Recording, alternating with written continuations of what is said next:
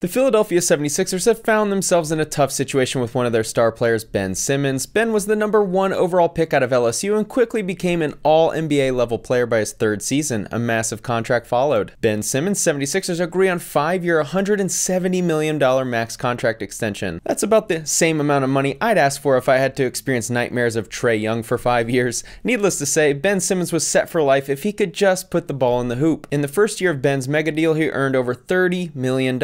You would think that's a lot of money, but he could only afford a defensive-focused trainer. Ben has a major flaw in his game. It's not physical, it's mental. As in, it would be mentally exhausting hearing Philadelphia jersey-wearing sports fans asking you to improve your jump shot all summer when you just want to go to Wimbledon and take pictures next to cars at night. Report: Ben Simmons may be forced to return to 76ers due to cash flow issues. This article was a few weeks back, reported by 95.7 The Game, and those kinds of headlines definitely catch my attention. I was told by somebody very reliable he may be tapped out, broke, cash flow broke.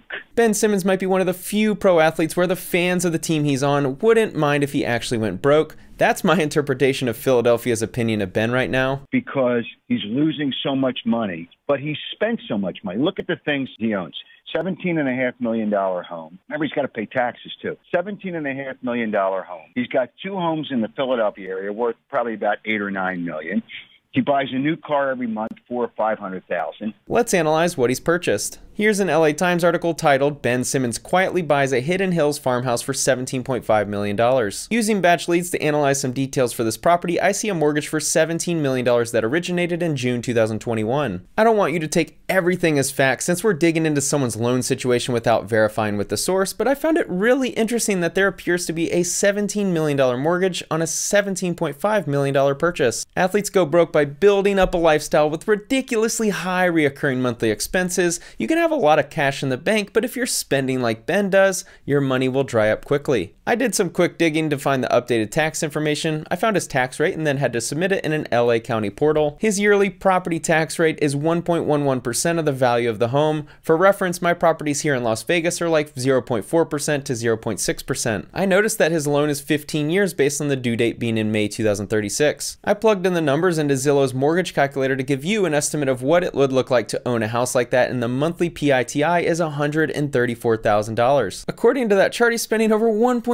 million per year just on mortgage, insurance, and property taxes. Do you know how quickly you go broke if you're spending $2 million every single year just on your primary residence and your income goes to zero? Think about it like this. If you earned $20 million gross in the previous year, you're broke in 5 years with that lifestyle spend. Less than 5 years. Ben Simmons is selling his mansion outside Philadelphia for $5 million. I found the house on Zillow because it was the only house in the neighborhood with a basketball hoop that only received dunks and layups. This house is beautiful, and he actually made a couple million in the 2 years he owned it. In December 2019, he bought the house for $2.275 million, and it's now listed on the market for $5 million. On the surface, it looks like he made a couple million. The problems that athletes face and why many of them face financial problems is they buy houses that don't sell. Using batch leads, I can see that an 80% LTV mortgage originated when he purchased the property, and it's a 30-year fixed rate of 3.75%. Based on what I'm seeing, I don't think the statement that Ben is going broke today is accurate. He does have huge monthly liabilities, which is how NBA athletes can go broke quickly once the checks stop arriving. I hope he has access to cash or put his other money into a liquid investment. Here's a map of all of the recent sales for his New Jersey house that's listed for $5 million. A majority of the sales are between $1 million and $2.5 million. What happens with celebrities and athletes is they buy the most expensive houses in the area, and it's really hard to find buyers. Their house might be worth $5 million, but if the highest buyers in the area are willing to pay $3 million, your house sits on the market for a long time. The McBrooms are facing this problem too. They have a $10 million house in an area where the next most expensive is like $2 million. In a super hot real estate market, Ben's luxury house hasn't even gone under contract in 87 days. Ben has a lot of equity, so he could drop the price if he really was struggling with payments and walk with a healthy profit. Sixers Simmons reportedly selling Philly condo for $3.1 million. This condo has been listed makes it even longer, 103 days, and it still hasn't sold. I am surprised these weren't purchased with cash, but the fact that he took out a huge mortgage on both means he's probably not hurting for cash today. If he stops playing though, his monthly expenses are going to run him dry quicker than he probably realizes. On November 2, 2021, after Ben stopped playing, this article was written titled, "You can hate Ben Simmons, but you can't hate his new $2 million Porsche." Keep in mind that these are all assets he can sell and get money back, so he's not going to be officially broke and homeless anytime soon, but his spending behavior will drive him into financial trouble if he doesn't return to the court. One of the biggest reasons why athletes go broke is they spend money and build up a multiple $100,000 a month lifestyle, and then the income goes to $0 for whatever reason, and they get stuck. Look at what Ben is owed the next couple of years if he plays. It's hard to fathom how much money that is. This dude could buy a private jet and have a $200 million real estate portfolio, generating insane monthly income in just a couple of years if he was savvy with his money. But instead, he decided to sit out and demand a trade. He also got engaged the other day. This Daily Mail article said it was a $1 million 10-carat ring. Income goes to $0, buys $25 million worth of real estate that brings in $0, buys expensive cars, buys expensive jewelry, and gets married, which historically speaking will reduce his wealth by half in less than 10 years. He better find his jump shot soon. Let's move on to someone who had a great jump shot. Do any of you recognize this guy? His name is Gilbert Arenas and recently shared a story of his spending during his rookie season. Not getting any time, not practicing, don't have no money. I can spend it all. Yeah, I spent it all. So when they did my budget, I can only spend $500 a month. At first hearing, you think that's great news. He was already budgeting his money to live super frugally and maybe invest the rest. Chad Ochocinco slept at the stadium too in order to save his money. Maybe Gilbert did the same. And I guess your rookie contract was $845,000. Oh, is that much? Oh, That's what I heard. Is that true? I don't remember. You don't remember? I spent that before the draft. So What's sad is this is common for athletes to spend money before they have it. Because he was technically a second-round pick, getting drafted at number 31 overall, he had a 2-year deal worth a total of $845,000. Where do the Warriors play? In the Bay Area. That's California taxes and super high cost of living. you think you're gonna go top 10? Like, I'm thinking millions, so I bought an Escalade, had 5 TVs in it, 4 12s, had the suede. I seen Gary Payton with the suede on the top. I want the suede roof. So, got the big chain like everybody else. Gilbert thought he was going to be a top 10 pick, so he spent all of his money before he even had it because, of course, he's about to be worth $10 million or whatever. So I spent all of that money.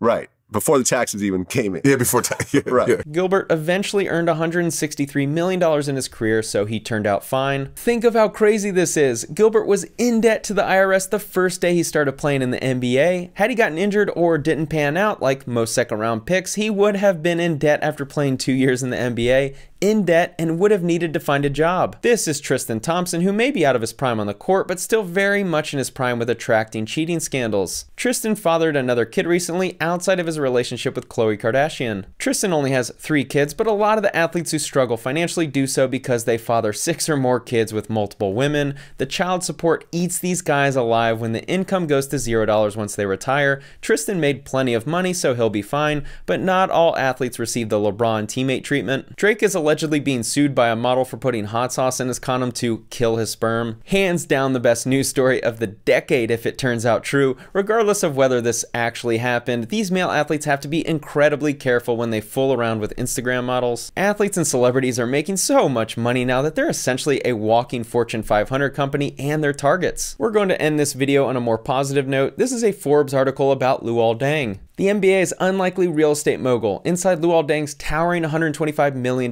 portfolio. But the Sudanese-born Deng is not waiting for the end of his playing days for his next big score. He's been investing in real estate almost since the time he entered the league in 2004 and has amassed an impressive portfolio: hotels, resorts, condos, and apartment buildings worth $125 million. Luol Deng made over $150 million in his career, which is hard to comprehend. That's so much money. But he did what all of these athletes should be doing: buy real estate in good areas and live off the cash flow. NBA athletes Robert Covington and Luol Deng partner with Own Our Own to initiate community development project in Southside Chicago. The article details that Own Our Own is an inner-city-focused real estate fund that aims to transform a Southside of Chicago neighborhood through an affordable housing and community development initiative that will improve quality of life through increased public safety and access to critical social services. Here's Luol and his partner Dave Gross, who graduated from Columbia University with a Master of Science of Real Estate Development and holds an MBA in finance and capital markets from New York University and a BA in economics from Cornell University. Do you think that dude is a good partner? His resume is as good as it gets for this venture. And here's the thing.